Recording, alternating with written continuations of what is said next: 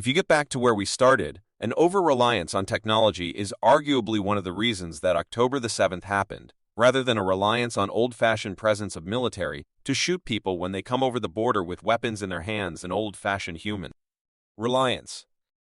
Well, the Israelis are really left with two options in my judgment. One is look at the strategic landscape, measure what you may gain by what you might lose. What do I mean by that? Let us say you've got voices saying, let's complete the job. Let's get it over with. Let's drive all these people out. Let's flatten Georgia. If you do that, what do you get? I think what you get is a regional war. You get the entrance of Turkey, and eventually Iran and all the Arab states in the region.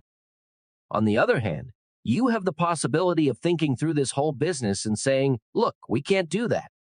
Even if we want to, we can't get away with it. I recall an incident involving Teddy Roosevelt and John D. Rockefeller. John D. Rockefeller came to Teddy Roosevelt when he was president and said, I've got great news. We've discovered oil and we know where it is.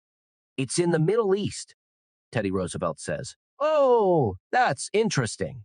And he said, well, what I want to do is I want to land an army. I want to kill everybody and take over the oil field. And Teddy Roosevelt says, well, I'm not giving you the army or the navy to do that. He says, I don't need that. I have my own army and my own navy. I'll do it, Teddy Roosevelt said. That's out of the question.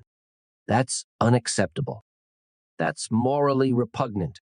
It cannot and will not be done. And the answer was, well, we did some of that to the Indians, didn't we? And Teddy Roosevelt said, not anymore. We won't tolerate it. It's wrong. I think the Israelis have got to look at this thing and reach the same conclusion. That vengeance is wrong. Yes.